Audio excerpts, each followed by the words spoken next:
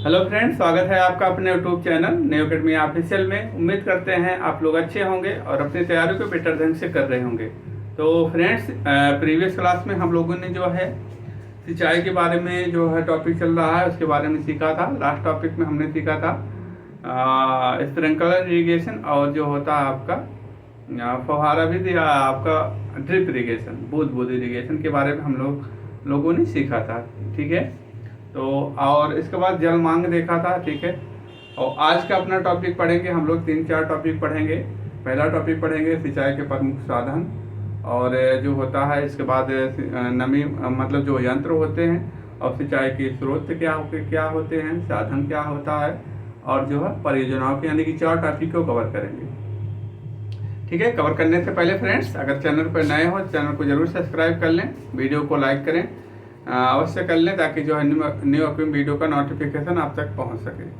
ठीक है, तो आइए हम रिवीजन कर एक फास्ट रिवीजन कर लेते हैं प्रीवियस क्लास का। पहला उसमें क्या था, आप दोनों को ध्यान रखिएगा, वहाँ से क्वेश्चन बनेंगे। जैसे कि आपका स्प्रिंकलर इरीगेशन में अगर उसका दर पूछता है, रेट क्या होता है, तो 1000 लीटर प्रति घंटा होता है। और इसमें जो होता है बूंद बूंद में कितना होता है, 2 से 8 कह सकते हो या 4 से 8 है, यानी कह सकते हो 2 से 10 तक के रेंज में आप उसका कह सकते हो उसका दर होता है।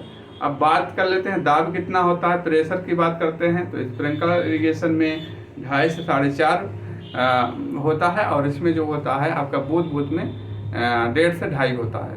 दाब की बात बचत कितना होता है, पानी का बचत कितना होता है, 40 से 50% पानी की बचत होती है स्प्रिंकलर में। और जो होता है आपका ड्रिप में कितना होता है, 60 से 70% पानी की बचत होती है। और जल उपयोग क्षमता कितना होती है, तो 50 से 60 स्प्रिंकलर इरीगेशन का होता है। 90 से 95% जो होता है आपका बूंद बूंद जो होता है इरीगेशन का होता है। सर्वाधिक जो है पानी की बचत किससे होती है, स्प्रिंकलर मतलब जो है ड्रिप इरीगेशन से होती है। अब पूछेगा स्प्रिंकलर इरीगेशन में जो है पाइप की लंबाई कितनी होती है, तो 6 मीटर की होती है। 2 स्प्रिंकलरों के बीच की लंबाई पूछता है तो 12 मीटर होता है। जो होता है रेतीली मृदाओं में सर्वाधिक स्प्रिंकलर इरीगेशन उपयुक्त होता है। और जो है किस मृदाओं में नहीं किया जाता है, काली किले मृदाओं में या लौड़ी मृदाओं में इसका उपयोग नहीं किया जाता है स्प्रिंकलर इरीगेशन का। ड्रिप का जो होता है सभी मृदाओं में किया जाता है। और स्प्रिंकलर इरीगेशन में हमने देखा था धान और जूट में प्रयोग नहीं किया जाता है। और बूंद बूंद में क्या सभी फसलों में प्रयोग किया जाता है। ठीक है, मुख्यतः जो है फलों वालों में, ठीक है, फलदार वृक्षों में कह सकते हो, फल फूल में बूंद बूंद सिंचाई किया जाता है। उसमें देखा था एक डिसएडवांटेज में देखा था, कपास और टमाटर में नहीं किया जाता है, समस्या है इसकी। ठीक है, ये चीज़ें देखा था। और ये चीज़ें दोनों जो होती है आधुनिक विधि कहाँ से आई हुई, इजराइल से आई हुई हैं। और आधुनिक मतलब स्प्रिंकलर इरीगेशन को क्या कहा जाता है, कृत्रिम वर्षा कहा जाता है, इसका हृदय किसे कहा जाता है, नोडल को कहा जाता है। ठीक है, ये सारी चीज़ें हम लोगों ने पढ़ रखा है। इसके बाद जल मांग की बात करते हैं। जल मांग क्या होती है, पौधे की वृद्धि और विकास के लिए आवश्यक जल की क्या होती है, जल की आवश्यकता क्या कहलाता है, जल मांग कहलाता है। सर्वाधिक उसमें आपने देखा था, न्यूनतम देखा था। ठीक है, आइए तो सर्वाधिक किसमें था, गन्ना में था। ठीक है, गन्ना में कितना था, 900 से मतलब 1500 से 2500 mm। धान की बात करेगा तो धान सेकंड होता है, 900 से 2500 mm वर्षा मतलब जरूरत होती है। ये आपने वहाँ पर रखा है। तो आज अपना टॉपिक है सिंचाई के प्रमुख साधन, इम्पोर्टेंट टॉपिक है। माहौल चल रहा है शादी का, जान ही रहे हो, तो आप लोग मेहनत कीजिए। जो है अगली लगन जो है आपकी 2026 में जरूर आप लोगों की शादी होगी। ठीक है फ्रेंड्स, मस्त रहिए, पढ़िए, कोई परेशान ना लीजिए, इत्मीनान से अच्छे तरीके से लेवल को पढ़िए, अच्छी तरीके से बेस को मजबूत कीजिए। ठीक है, अब हम पढ़ते हैं जैसे कि एक और टॉपिक इसी में था, सिंचाई के प्रमुख जो होता है, इनको कब कब जो है जो होता है कब कब करें, तो सिंचाई कब कब करते हैं, तो ये सारी चीज़ें जो है हमने पढ़ा रखा है एग्रोनॉमी में, सिंचाई में। ठीक है, उसको आप वहाँ से जरूर ध्यान रखिएगा, वहाँ से जरूर वहाँ आपको देखने को मिलेगा। ठीक, अब हम सिंचाई के साधन में करेंगे। पहला टॉपिक, पहला प्रश्न आपका जो बनेगा, पूछेगा सबसे पुराना साधन कौन सा है, सिंचाई का सबसे पुराना साधन कौन सा है, राहत है। तो लिखेंगे, पहला लिखेंगे सिंचाई का प्रमुख सबसे पुराना सबसे साधन क्या है? रहट है। ठीक है, इसके बारे में लिखेंगे, रहट लिखेंगे। तो सबसे पुराना साधन है, लिखेंगे क्या? पुराना साधन है, पुराना साधन है, साधन है, पुराना साधन है। ठीक है, तो और इसमें कितना होता है? तो 10 से 12 मीटर गहराई, गहराई से क्या होता है? गहराई से पानी निकाला जाता है। पानी क्या होता है? निकाला जाता है, निकाला जाता है। पहला पॉइंट ये हो गया। दूसरा पॉइंट क्या है? 1 घंटे में कितना लीटर पानी निकाला जाता है? तो 1 घंटे में 10,000 लीटर प्रति हावर निकाला जाता है। रहट हो गया। अब दूसरा लिखेंगे आप चरस या मोट या पूर्व। ठीक है, दूसरा क्या लिखेंगे? दूसरा विधि लिखेंगे आप जो है चरट या रहट कहते हैं। चरस या मोट, रहट, रहट है यार।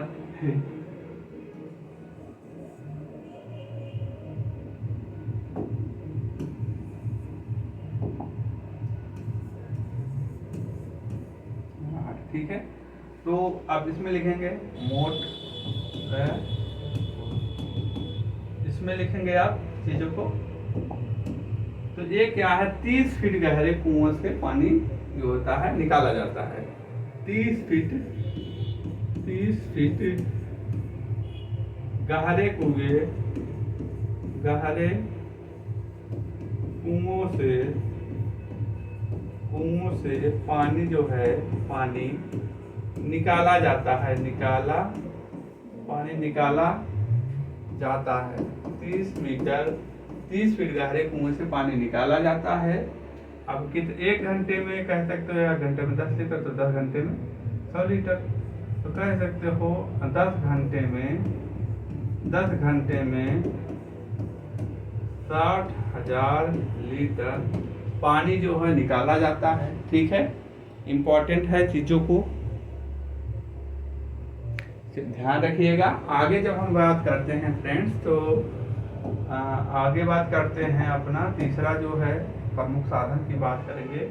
तीसरा प्रमुख साधन की जब बात करेंगे, बेड़ी या डोलन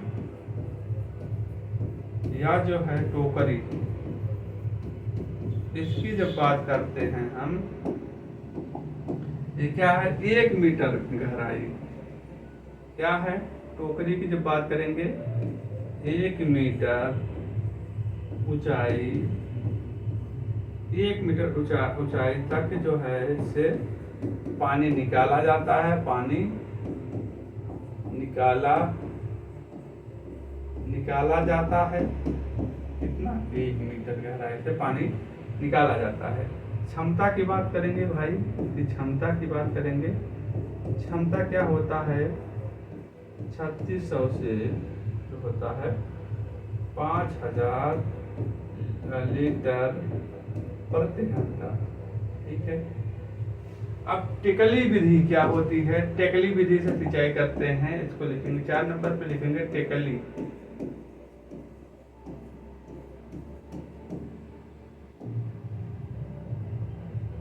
टेकली क्या है? 1 से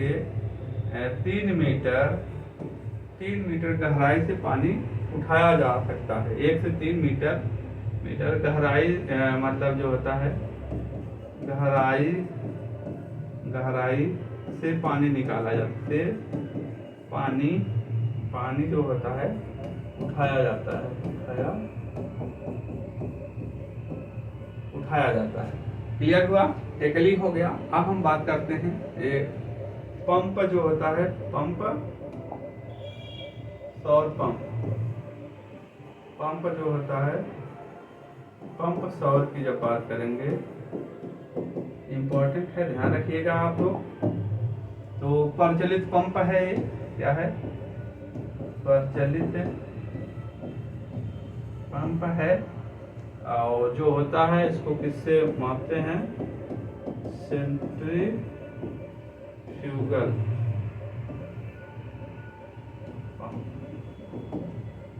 सिद्धांत पर कार्य करता है, इंपॉर्टेंट है, ध्यान रखिएगा और डाउन में इसकी लिखिएगा सेंट्रीफ्यूगल। ठीक है, ये चीजें इतना आप जो है सिंचाई के प्रमुख साधन से नोट डाउन करेंगे। सिंचाई के प्रमुख साधन की जब बात करते हैं, सबसे पुराना साधन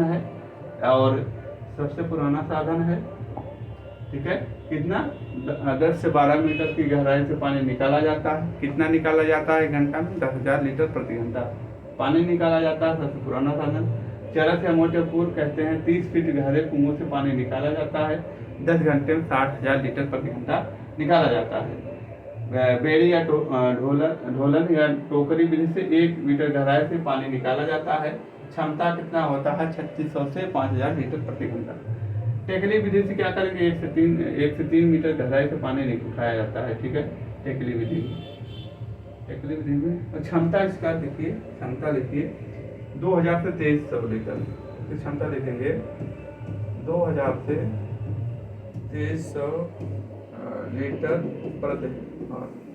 ठीक है, सौर पंप की बात करेंगे, प्रचलित पंप है, सेंट्रीफ्यूगल सिद्धांत पे कार्य करता है। ठीक है फ्रेंड, इतना आप लोग नोट डाउन कर लीजिए। ठीक, चलिए आगे बढ़ते हैं। आगे हम बढ़ेंगे तो आगे जब बढ़ेंगे, आगे चीजों को और कवर करते हैं। अब बात कर लेते हैं, जैसे कि आगे बढ़ते हैं हम ये चीजें। अभी फ्रेंड्स हमने पढ़ाया था तो उसमें क्या था, इसका जो कोई वॉइस का दिक्कत आ गया था तो उसको मैंने दोबारा ये रिकॉर्ड कर रहा हूँ। तो ये मैं पढ़ा रखा था एक बार। ठीक है, तो ये चीज़ें देखिए, हमने इसमें पढ़ना क्या क्या था वो हमने बता रखा है। तो यहाँ से जैसे हमने सिंचाई के प्रमुख साधन कवर कर लिए, यंत्र सिंचाई, तो जल उपयोग दक्षता इसमें देखेंगे। पहला इसी में सिंचाई के प्रमुख साधन में वाटर यूज इफिशियंसी आप लोगों को दिख रहा होगा। ठीक है, तो हाँ दिख रहा है। तो वाटर यूज इफिशियंसी की जब बात करते हैं हम, तो क्या है फसल वाटर यूज यानी क्या, यील्ड अपन इवापोट्रांसपिरेशन, उपज वटेज क्या होता है, वाष्पन वाष्पोत्सर्जन में प्रयुक्त, यानी कि 1 केजी 1 किलोग्राम शुष्क पदार्थ उत्पादन के लिए पौधों द्वारा जल की मांग। जैसे 1 किलो, जैसे आपका गेहूं धान हुआ उत्पादन के लिए 1 किलो जो है धान उत्पादन के लिए कितना पानी लगता है? उसमें 5000 लीटर पानी की आवश्यकता होती है। ठीक है, उसी को सबसे ज़्यादा पूछा जाता है। वाटर यूज इफिशियंसी किसकी होती है? रागी की होती है, 13.6 से 13 जो है आपका मतलब 4 से 7 तक होता है। इसके बाद गेहूं का होता है, कितना होता है? कितना होता है गेहूं का? 12.6 होता है। तो पहला दूसरा याद रखना है। न्यूनतम की बात करेगा आपका किसका होता है? वाटर यूज इफिशियंसी धान की होती है, कितना होता है? 3.7% होता है। ठीक है, ये चीज़ें आप वहाँ से ध्यान रखिएगा, इतना चीज़ें। इसके बाद हम सिंचाई के और इसके बाद हो गया। इसके बाद आपको ये देखना है, इसके बाद इसको आप नोट डाउन करिएगा। IW/CP रेशियो परिहार ने दिया था, किसने दिया था? अगर नहीं दिख रहा होगा किसने दिया था? परिहार ने दिया था। इंपॉर्टेंट है, चीजें ध्यान रखिएगा। इसके बाद क्या होता है? सिंचाई जल की मात्रा बटे क्या होता है? वाष्पन वाष्पोत्सर्जन में प्रयुक्त जल की मात्रा। सामान्यतः IW/CP अनुपात कितना होता है? रेंज इसका कितना होता है? 0.5 से 1.0 होता है, या कह सकते हैं 0.75 से 0.80 के मध्य होना चाहिए। सबसे न्यूनतम IW/CP अनुपात किसमें होता है? कुसुम में होता है, 0.4% होता है। सबसे ज्यादा IW/CP रेशियो किसका होता है? धान का होता है। ठीक है, IW/CP रेशियो किसका सबसे ज्यादा? अनुपात सबसे ज्यादा धान का होता है, 1:2। और इसका अगर इसमें पूछा जाता है वाटर यूज इफिशियंसी के हिसाब से, तो आपका रागी हो गया, गेहूं हो गया। अगर पूछता है जलमांग, जैसे अभी हमने प्रीवियस क्लास में पढ़ा था, सर्वाधिक के मतलब अगर पूछा जाता है जलमांग की आवश्यकता किस फसल की होती है? तो गन्ना की होती है। डेली की भी प्रतिदिन के हिसाब से किसका होता है? धान का होता है, 900 से 2500 mm। और उसका गन्ना का कितना होता है? 1500 से 2500 mm। ठीक है फ्रेंड, तो ये चीज़ें आप वहाँ इसको नोट डाउन कर लेंगे। इसके बाद उसको अब हम बात कर लेते हैं सिंचाई के प्रमुख स्रोत की बात करते हैं। ये टॉपिक है हमने सिंचाई के प्रमुख स्रोत।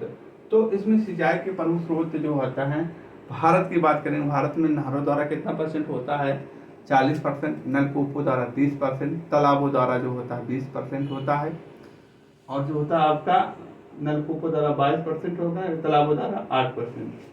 ठीक है, अरे नलकूपों या ट्यूबवेल द्वारा 22%, तालाबों द्वारा 8%, अन्य से 1.5% होता है।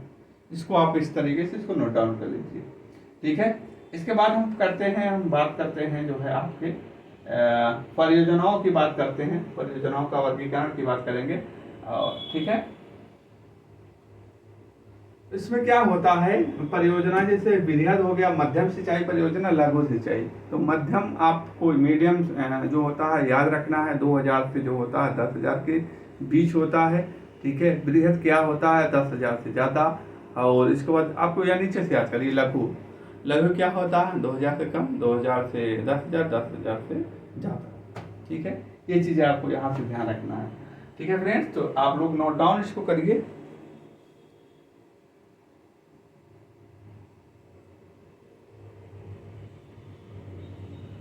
ठीक है, नोट डाउन करिए। अब हम बात करते हैं, अपना एक टॉपिक है सिंचाई पानी यानी कि जल मापने का यंत्र। ठीक है, तो इसको आप लोग नोट डाउन कर लिए होंगे। तो अब हम जो है बात करते हैं, एक टॉपिक, अगला टॉपिक देखते हैं, जिसको आप लोग इसे नोट डाउन कर लीजिए। ठीक है, अब हम बात करते हैं, क्या बात करते हैं, तो बात करते हैं आपका जो है, हम बात करते हैं यंत्र की जब बात करेंगे, यंत्र की जब बात करेंगे, क्या है, सिंचाई या पानी जल धारा मापने का यंत्र, जल धारा जो है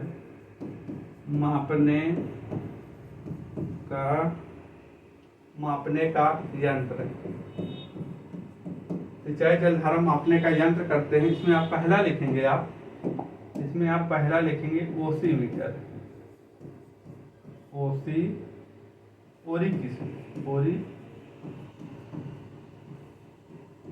इसके फीचर के बारे में लिखेंगे आप।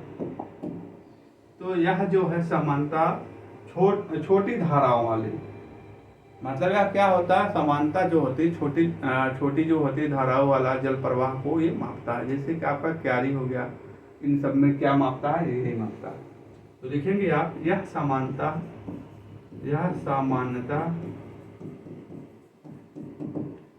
सामान्यता छोटी धाराओं वाली, छोटी धाराओं के जल प्रवाह का मापन करता है, छोटी धाराओं वाला का। ठीक, जैसे आपका कह सकते हो, एग्जाम्पल में लिखेंगे, जैसे आपका क्यारी हो गया, क्यारी या कुंड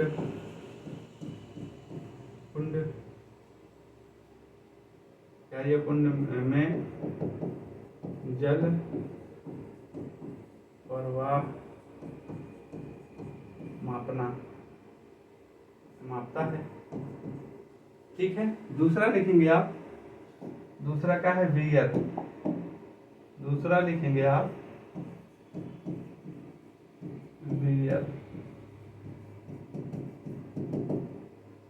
बियर के बारे में लिखेंगे आप। बियर क्या करता है, यह मुख्य स्रोत से, यानी कि जहां से धारा निकलती है वहां मापने का कार्य करता है। बियर क्या है, यह जो है मुख्य स्रोत में जल प्रवाह की मात्रा ज्ञात करता है, क्लियर हो गया।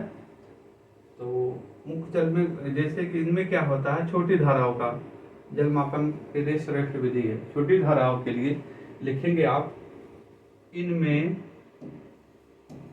इसमें 90 नोच बियर छोटी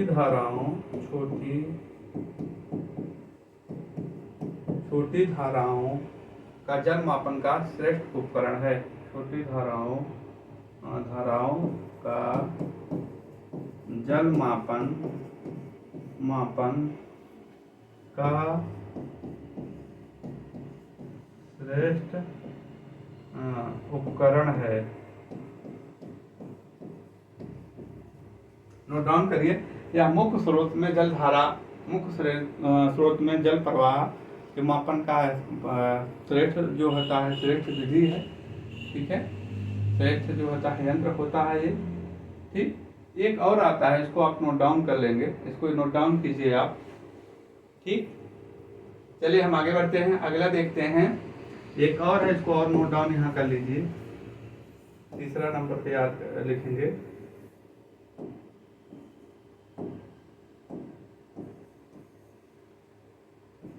पार्सल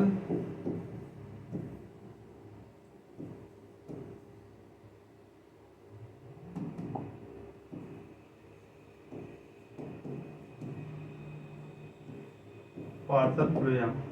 ठीक है, इसमें क्या होता है, पार्सल फ्लोएम में जो होता है, यह जो होता है, यह आरी मतलब जो होता है बियर और ओरिकिस का मिश्रण होता है। यह जो है, यह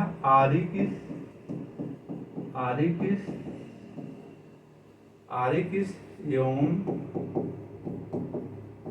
बियर दोनों का, यानी कि दोनों का मिला जुला रूप है। यह भी छोटी धाराओं में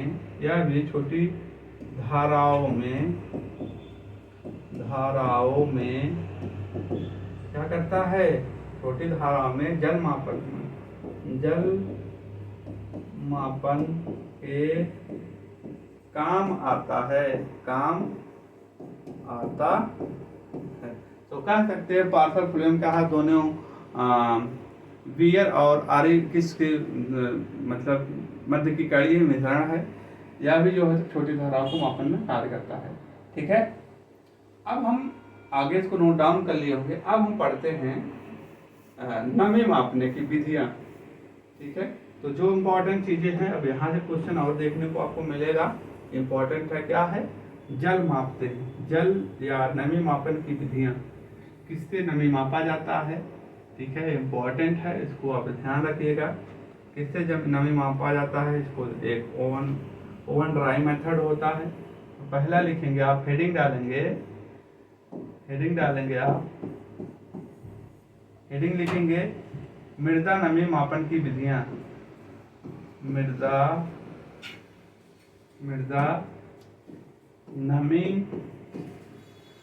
नमी का मापन की विधियां, मापन की विधियां, मृदा नमी की मापन की विधियों की जब बात करते हैं, तो आप इसमें पहला लिखेंगे, पहला क्या लिखेंगे, ओवन ड्राई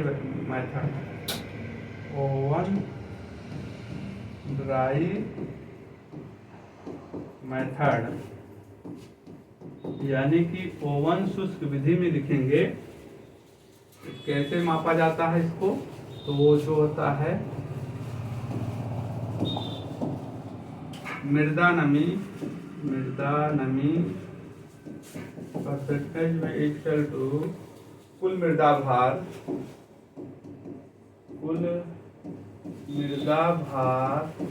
माइनस सूखी मृदा का भार माइनस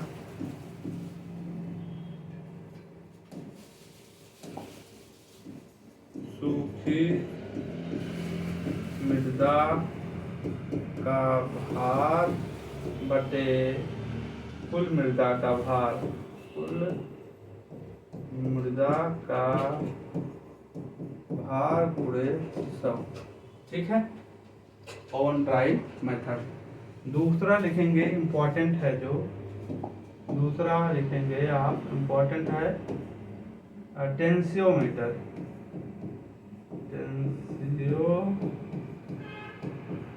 टेंसियोमीटर की जब बात करते हैं, टेंसियोमीटर में लिखेंगे आप मृदा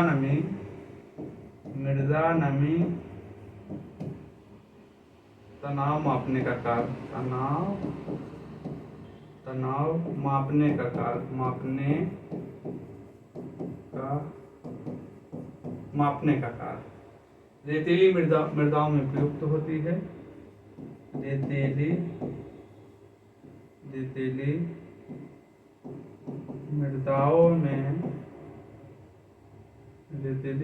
मृदाओं में उपयोगी। दाब की बात करेंगे, प्रेशर की बात करेंगे तो 0.85 atm दाब पर उपयुक्त होता है, उपयुक्त होता है।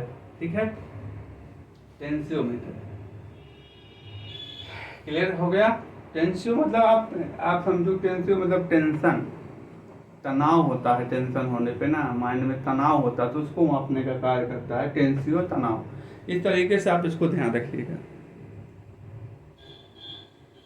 ठीक है, तो ऐसे याद हो जाएगा ना, टेंसियो तनाव, मृदा की नमी, तनाव मापने का कार्य करता है। मुख्यतः जो है तनाव मापने का कार्य करता है टेंसियोमीटर। रेतीली मृदाओं में प्रयुक्त होती है। दाब की जब बात करेंगे 0.85 atm दाब पर क्या होता है, उपयुक्त होता है। ठीक है, दो और जो होते हैं विधियां हैं, इसको और हम याद कर लेते हैं। 2 विधियों को और लिखेंगे आप।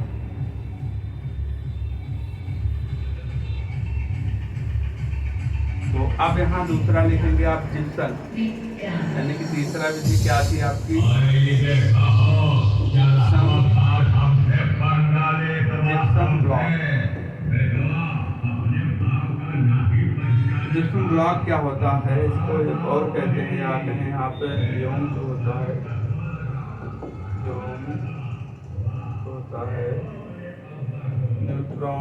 न्यूट्रॉन जो होता है आर्द्रता मापी,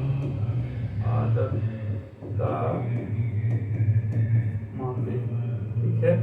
तो ये जो होता है, इसमें क्या पॉइंट लिखना है आपको, इसमें लिखना है इन दोनों उपकरणों का उपयोग, इन दोनों उपकरणों का उपयोग,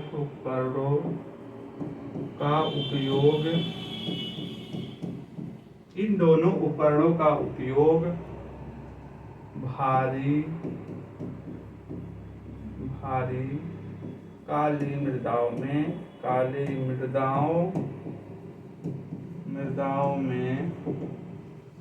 नमी मापने के लिए करते हैं। नमी मापने के लिए करते हैं, नमी मापने के लिए करते हैं। ठीक है, जिप्सम। और एक पॉइंट और लिखेंगे, इंपॉर्टेंट पॉइंट लिखेंगे, इसमें नहीं किया जाता है। तो ये जो है इसका उपयोग लवणीय मृदाओं में नहीं किया जाता है, लवणीय मृदाओं में नहीं किया जाता, लवणीय मृदाओं में नहीं किया जाता, नहीं किया जाता। ठीक है, अब लास्ट वन लिखेंगे, लास्ट में लिखेंगे जो है लाइसीमीटर। 4 नंबर लिखेंगे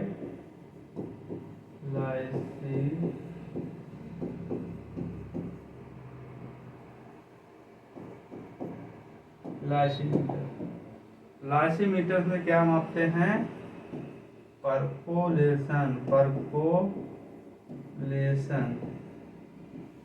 परकोलेशन दर मापा जाता है। यौम जो होता है मृदा नमी, दोनों को मापने का कार्य करता है, दोनों को मापने का जो होता है यंत्र। क्लियर हुआ? तो परकोलेशन हमने बताया है पहली क्लास में, सिंचाई की पहली क्लास में हमने देखा है। पर इन्फिल्ट्रेशन, परकोलेशन और सीपेज। इन्फिल्ट्रेशन किसे कहा जाता है? पृथ्वी की सतह पर पानी आने की प्रक्रिया क्या कहलाती है? इन्फिल्ट्रेशन। परकोलेशन पृथ्वी का जो होता है पानी की मतलब जो होता है सतह से पानी का नीचे जाना, क्या कहलाता है? परकोलेशन कहलाता है। सर्वाधिक परकोलेशन रेतीली मृदाओं में होता है, न्यूनतम परकोलेशन काली मृदाओं में होता है, काली मृदाओं में। इन्फिल्ट्रेशन सर्वाधिक किस मृदाओं में होता है? इन्फिल्ट्रेशन जो होता है इन्फिल्ट्रोमीटर से मापा जाता है, और सर्वाधिक इन्फिल्ट्रेशन रेतीली मृदाओं में होता है, न्यूनतम इन्फिल्ट्रेशन किस में होता है? काली मृदाओं में होता है। सीपेज की बात किए थे हम, तो सीपेज उसे कहा जाता है lateral movement of water is known as, क्या होता है? सीपेज होता है। पृथ्वी के सतह पे क्षैतिज रूप से पानी का गमन क्या कहलाता है? सीपेज कहलाता है। किस एरियाओं में देखने को ज़्यादा मिलता है? नहर इलाके के क्षेत्र में या नहरों के आसपास के क्षेत्र में सीपेज को ज़्यादा हम लोग को देखने को मिलता है। और उसको मापते किससे हैं? लाइसीमीटर के द्वारा परकोलेशन को मापा जाता है। सिंचाई किसे कहा जाता है? तो ऐसे, ठीक है। तो ये चीज़ें हुई अभी तक जो है ये हो गया। अब हम जो है अब अपना टॉपिक जो है सिंचाई कंप्लीट हो गया है। फास्ट रिवीजन हम शुरू से करा देते हैं 5 मिनट में, ठीक है। तो शुरू में हमने क्या पढ़ा? सिंचाई पढ़ा। सिंचाई किसे कहा जाता है? पौधों को कृत्रिम रूप से जल देने की प्रक्रिया सिंचाई कहलाता है। इसके बाद हमने पढ़ा था जो होता है परको, जो शब्दावली थी, टर्म थे, उसको पढ़ा था जो होता है इन्फिल्ट्रेशन, परकोलेशन और सीपेज। इसके बाद लीचिंग पढ़ा था हमने। तो और लवणीय मृदाओं को सबसे सुधारने के लिए जो है किसका प्रयोग करते हैं? लीचिंग से लवणीय मृदाओं का सुधार होता है। इंपॉर्टेंट प्रश्न है, ठीक है। इसके बाद हमने सिंचाई की मेथड पढ़ा था। सिंचाई की कितनी विधियाँ होती हैं? 3 होती हैं, सतही विधि, अधोसतही और आधुनिक विधि। सतही में हमने देखा था क्यारी विधि, और जो होता है ये भारत में सबसे प्रचलित विधि है। ढाल कितना होता है? 2 से 3% ढाल होता है, और किसके लिए उपयुक्त होती है? गेहूं और मूंगफली के लिए उपयुक्त होती है, ठीक है। बाढ़ या फ्लड मेथड पढ़ा था। इसके बाद जो होता है सर्वाधिक उससे लॉस होता है, 75% पानी का लॉस होता है।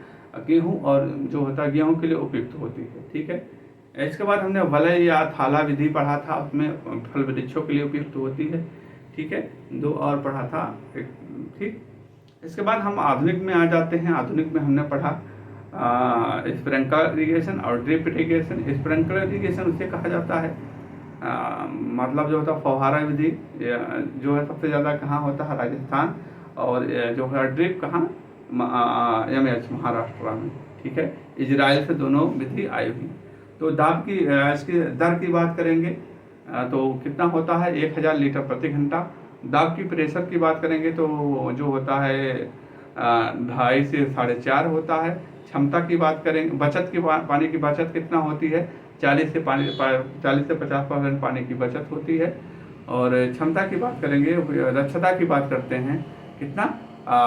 50 से 60 लीटर, ठीक है। ये और इसके बाद हमने उसमें और पढ़ा था स्प्रिंकलरों के बीच की दूरी कितनी होती है? 12 मीटर होती है। लंबाई पाइप की कितनी होती है? 6 मीटर होती है, ठीक है। तो और धान और जूट में इसका प्रयोग नहीं किया जाता है स्प्रिंकलर इरिगेशन का, और ठीक है। सर्वाधिक उपयोग किसमें होती है? रेतीली मृदाओं में उपयुक्त होती है। काली मृदाओं में, लवणीय मृदाओं में प्रयोग नहीं किया जाता है, ठीक है। इसके बाद हम पढ़े थे आपका बूंद स्प्रिंकलर, जिसे आधुनिक इसे टाइफून मेथड कहा जाता है, या उसका रूपांतरित क्या है? टाइफून है। सबसे इस विधि से टाइफून मतलब गन्ना में उपयुक्त की जाती है। सर्वाधिक पानी की बचत होती है, ठीक है। खोज कहाँ से? इजराइल से ही है। दर की बात करेंगे कितना? 8 से 10 लीटर प्रति घंटा की। और रेट की मतलब दाब प्रेशर की बात करेंगे तो 1.5 से 2.5 होता है इसका प्रेशर। बचत की बात करेंगे 60 से 70% पानी की बचत होती है। और दक्षता की बात करेंगे 90 से 95% दक्षता होती है, ठीक है। ये सभी मृदाओं में प्रयुक्त की जा सकती है, इसमें कोई बाउंडेशन नहीं, सभी मृदाओं सभी फसलों में। उपयुक्त की जाती है। लेकिन जो है आप इस सेक्शन में आप कह सकते हो टमाटर और कपास को में दिक्कत होती है, ये चीज़ें वहाँ पर आता है। इसके बाद हम आगे बढ़े, जलमांग पढ़े। जलमांग क्या होता है? किसी के पौधों की वृद्धि और विकास के लिए आवश्यक जल की मात्रा क्या होती है, जलमांग कहलाता है।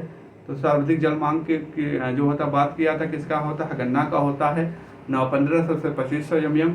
इसके बाद प्रतिदिन के हिसाब से अगर पूछा जाता है सर्वाधिक जलमांग की किसका होता है? गन्ना का होता है 900 से 2500 एमएम होता है। और इसके बाद आप कह सकते हो न्यूनतम 400 में होता है। ठीक है, इसके बाद हमने पढ़ा जलमांग हो गया। आज हमने पढ़ा इसमें सिंचाई के प्रमुख जो होता है, क्या पढ़ा था? सिंचाई के प्रमुख साधन देखा। सबसे पुराना साधन राहट देखा था, इम्पोर्टेंट चीज़ें हैं। इसके बाद स्रोत देखा हमने, सिंचाई के स्रोत है, सिंचाई परियोजना। ठीक है, ये सारी चीज़ें हमने देखा आज की क्लास में। अगला टॉपिक जो है, क्लास कैसी लगी ज़रूर बताइए कमेंट करके। अगले टॉपिक में हम लोग क्या सीखने वाले हैं? जो लास्ट टॉपिक बचा है आपका, क्या बोलते हैं, जल निकासी। तो बहुत ही इजी टॉपिक है, क्वेश्चन वहाँ से ना के बराबर मिलता है, वाटरशेड मैनेजमेंट से वहाँ पे प्रश्न बनेगा। ठीक है फ्रेंड्स, तो आज की क्लास यहीं तक रखते हैं, मिलते हैं कल एक नए टॉपिक के साथ। जय हिंद, जय भारत, वंदे मातरम।